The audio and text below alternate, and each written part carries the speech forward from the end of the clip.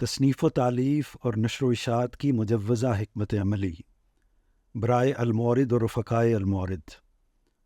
زیر نظر تحریر المورد کے اہتمام میں ہونے والے تصنیفی کاموں کا مجوزہ پالیسی بیان ہے۔ یہ راکم کا موقف ہے اور اسے بعض احباب کے استفسار پر لکھا گیا ہے۔ یہ موقف اس فہم پر مبنی ہے جو راکم نے گزشتہ 30 برسوں کے دوران میں استاذ گرامی جناب جاوید احمد غامدی کے فکر و عمل سے اخذ کیا ہے۔ اسے پیش کرنے کا مقصد اس ابہام اور خلط مبحث کو دور کرنے کی کوشش ہے جو گزشتہ 10-15 سالوں سے اہل المورد محسوس کر رہے ہیں، اور اس کے ساتھ اس ہلاکت خیز غلطی سے متنبع کرنے کی جد و جہد ہے جس میں المورد کے مختلف مراکز کے اہل انتظام بہت حد تک مبتلا ہو چکے ہیں۔ ڈر ہے کہ اگر اس کی جلد اصلاح نہ کی گئی تو المورد جیسے عظیم الشان دعوتی ادارے کو کتابوں کی اشاعت کے ادارے میں تبدیل ہونے سے نہیں روکا جا سکے گا۔ مصنف۔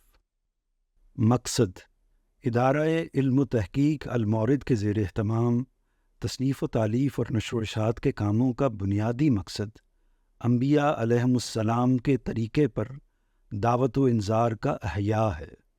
اس کی صورت یہ ہے کہ دین پر غور و فکر کے عمل کو صحیح نہج پر قائم کیا جائے اور دین کی دعوت کو فرقہ دارانہ تعصبات سے الگ رہ کر خالص قرآن و سنت کی بنا پر پیش کیا جائے۔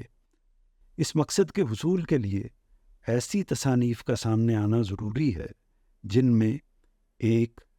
قرآن و سنت کو اساس کی حیثیت حاصل ہو، 2. دین کی شرح و وضاحت کسی آمیزش کے بغیر اور بے کم و کاست کی گئی ہو، 3. انفرادی اور اجتماعی معاملات میں تزکیہ و تطہیر اور اخلاق و ادب کی تعلیم دی گئی ہو، 4. علم جدید کے اس چیلنج کا جواب دیا گیا ہو جو اس وقت امت مسلمہ کو درپیش ہے، 5. فکر اسلامی کے مختلف علوم و فنون کی تحقیق و تنقیح کی گئی ہو، 6. زمانہ رسالت سے دور حاضر تک مسلمانوں کے فکر و عمل کا جائزہ لیا گیا ہو، 7. رائج افکار پر نقد و تبصرہ کیا گیا ہو۔ بنیادی اصول: المورد کا تصنیفی کام جس اصول پر قائم ہے وہ یہ ہے کہ دین کی دعوت و تبلیغ اور تعلیم و تربیت کی ذمہ داری علماء دین پر عائد ہے۔ وہ اس بات کے مکلف ہیں کہ پوری جستجو اور جانفشانی سے دین کے علم کو حاصل کریں اور پھر کامل عزم و ہمت کے ساتھ اسے لوگوں تک پہنچائیں۔ عام مسلمان اس کے ذمہ دار نہیں ہیں۔ ان سے دین کا تقاضا ہے کہ وہ علماء کے کاموں کے انتظام و انصرام اور ان کی نشر و اشاعت کے لیے اپنا تعاون باہم پہنچائیں اور دامے درمے قدمے سخنے دین کے فروغ اور تجدید و احیاء کے لیے اپنی خدمات پیش کریں۔ یہ خدمات انہیں خالص نصرت دین کے جذبے سے اور عند اللہ اپنا اجر محفوظ کرنے کے لیے پیش کرنی چاہیے۔ المورد کا کردار: درجہ بالا مقصد اور بنیادی اصول کی بنا پر المورد کے کردار کے ایجابی اور سلبی پہلو درج ذیل ہیں۔ اولاً، المورد کے تینوں عناصر ترکیبی علماء، منتظمین اور مخاطبین للہ فی اللہ ادارے سے متعلق ہوتے ہیں۔ علماء اس لیے دعوت دیتے ہیں کہ وہ اللہ کے حضور اپنی معذرت پیش کر سکیں۔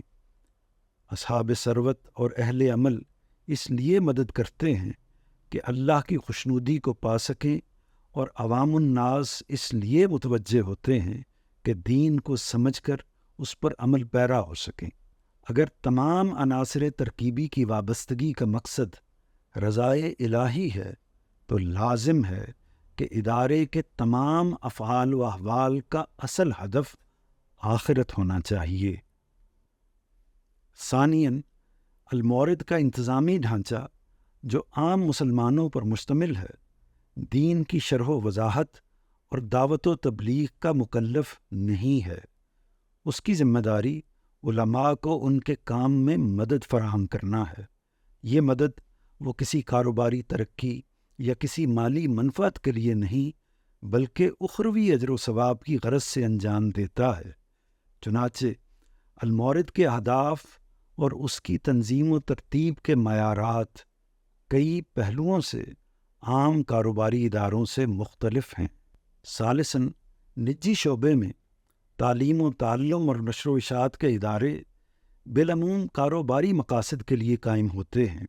ان میں کچھ سرمایہ کار منافع کمانے کے لیے سرمایہ لگاتے ہیں۔ معلمین، مصنفین اور مقررین وغیرہ کو اسی مقصد کے لیے بھرتی کیا جاتا ہے۔ ان کا مقصد بھی محض ملازمانہ فرائض انجام دینا ہوتا ہے۔ ان میں عوام کی فلاح و بہبود بھی اصلاً پیش نظر نہیں ہوتی۔ المورد کو ایسے کاروباری اداروں پر ہرگز قیاس نہیں کرنا چاہیے۔ اس کا نتیجہ ادارے کی شکست و ریخت کے سوا کچھ نہیں نکلے گا۔ رابعاً، المورد کو اس لیے بھی کاروباری اشاعتی اداروں پر قیاس کرنا درست نہیں ہے کہ اس میں کسی سرمایہ کار نے سرمایہ کاری نہیں کی۔ اس کے مالیات کا انحصار لوگوں کی اعانتوں پر ہے جو وہ نصرت دین اور خدمت خلق کے جذبے سے پیش کرتے ہیں۔ اس کے معلمین، مصنفین اور مقررین ملازمت کی غرض سے نہیں بلکہ خدمت دین کے لیے وابستہ ہوئے ہیں۔ اس کے منتظمین کی بھی اس سے کوئی کاروباری یا مالی منفعتیں وابستہ نہیں ہیں۔ خامساً، علم و تحقیق، تصنیف و تالیف اور دعوت و تبلیغ المورد کے علماء کا کام ہے۔ وہی اس کام کی نوعیت کو واضح کر سکتے ہیں، اس کی حقیقت کو سمجھا سکتے، اس کے پیش و عقب کو جان سکتے، اس کے عیب و ثواب کو پرکھ سکتے اور اس کے نتائج و اثرات کا مواجہہ کر سکتے ہیں۔ اس امر کا فطری تقاضا ہے کہ تصنیف و تالیف اور نشر و اشاعت کی حکمت عملی کی ترتیب و تشکیل اور اطلاق و انطباق میں کلیدی حیثیت علماء کی آراء کو حاصل ہونی چاہیے۔ حکمت عملی۔ درجہ بالا مقدمات کی روشنی میں المورد کی تصنیف و تالیف اور نشر و اشاعت کی حکمت عملی کے خط و خال درج ذیل ہیں۔ 1. تصنیف کے تمام علمی امور، فکر، بیان، معلومات، مشمولات اور پریزنٹیشن کی اصل ذمہ داری مصنف پر عائد ہوگی۔ چنانچہ تصنیف کے جملہ علمی امور کے حقوق و اختیارات مصنف کے پاس ہوں گے۔ 2. تصنیف کے تمام عملی امور، پرنٹنگ، پبلشنگ اور مارکیٹنگ کی اصل ذمہ داری ادارے پر عائد ہوگی۔ چنانچہ تصنیف کے جملہ عملی امور کے حقوق و اختیارات ادارے کے پاس ہوں گے۔ 3. مصنف اور ادارہ ایک دوسرے کے امور میں اپنی اپنی تجاویز اور مشورے پیش کر سکیں گے۔ 4. تصنیف کی ایڈیٹنگ، پروف ریڈنگ، فارمیٹنگ اور ڈیزائننگ کے تمام کام ادارے کی ذمہ داری ہوں گے، تاہم ان میں ترجیح و اختیار کی فیصلہ کن حیثیت مصنف کو حاصل ہوگی۔ 5. کتاب کا ٹائٹل مصنف اور پبلشر کے باہمی اتفاق سے طے ہوگا۔ اختلاف کی صورت میں مصنف کی رائے حتمی ہوگی۔ 6. تصنیف کی ساخت، قیمت، تقسیم، ترسیل، تشہیر کے کاموں کی ذمہ داری اور اختیارات ادارے کے پاس ہوں گے، مصنف کو ان میں مداخلت کا حق نہیں ہوگا۔ 7. اگر کوئی تصنیف کسی صاحب علم کی تحریر و تقریر سے اخذ و استفادے پر مبنی ہو تو اولاً اس سے اشاعت کی اجازت حاصل کی جائے گی اور ثانیاً اسے رائلٹی میں شریک کیا جائے گا۔ 8.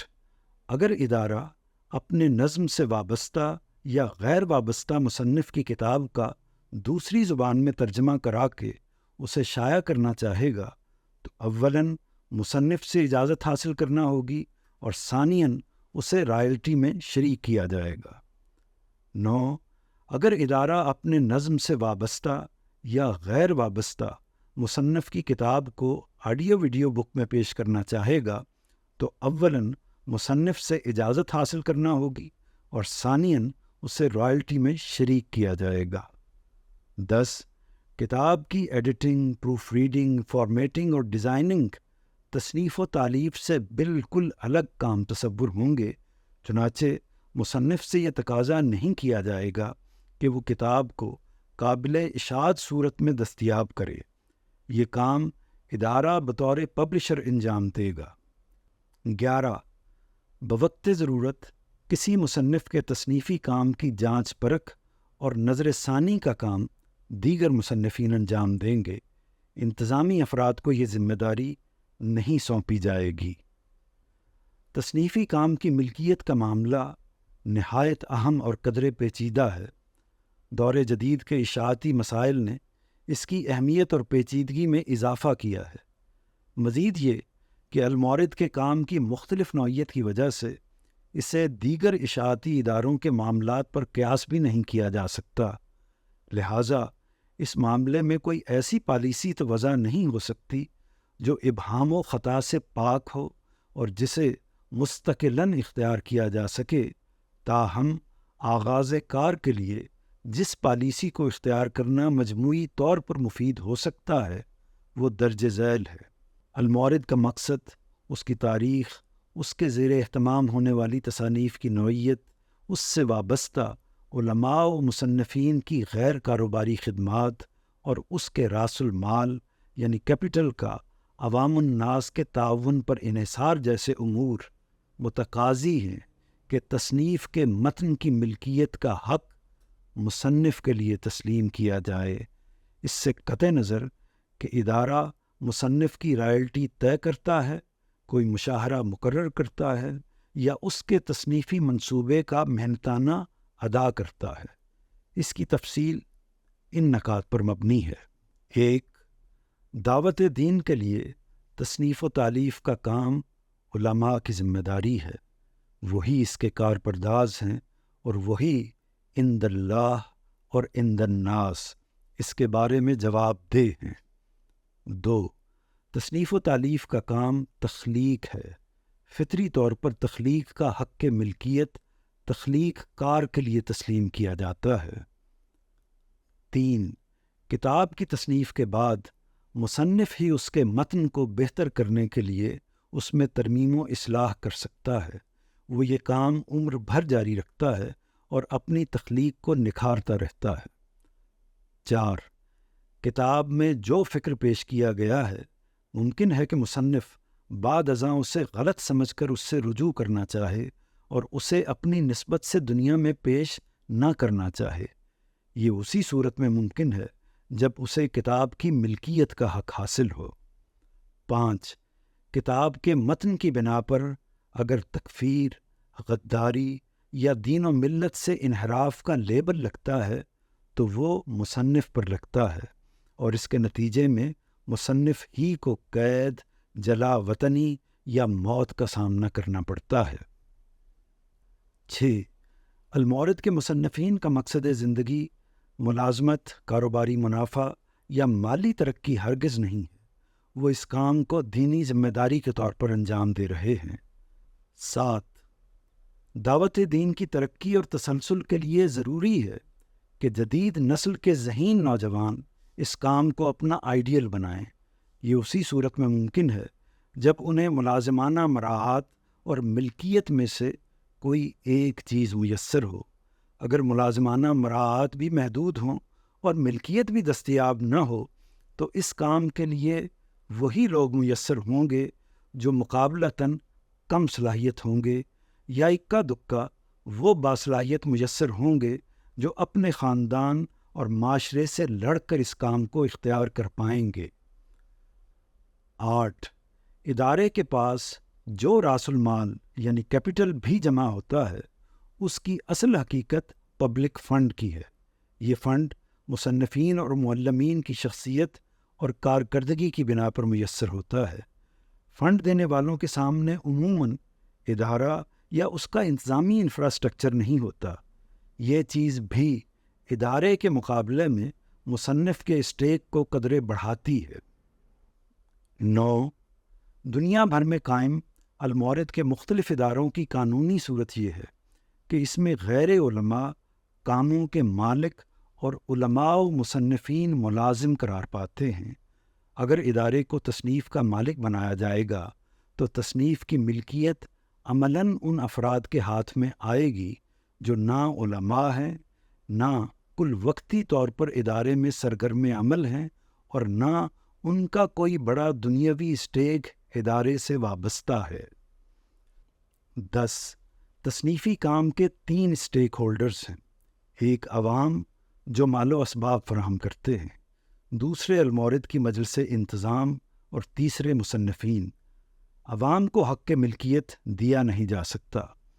باقی 2 میں سے اگر انتخاب کرنا ہو تو یہ دیکھنا چاہیے کہ بلحاظ منفعت اور باعتبار تعلق کون تصنیف کے زیادہ قریب ہے۔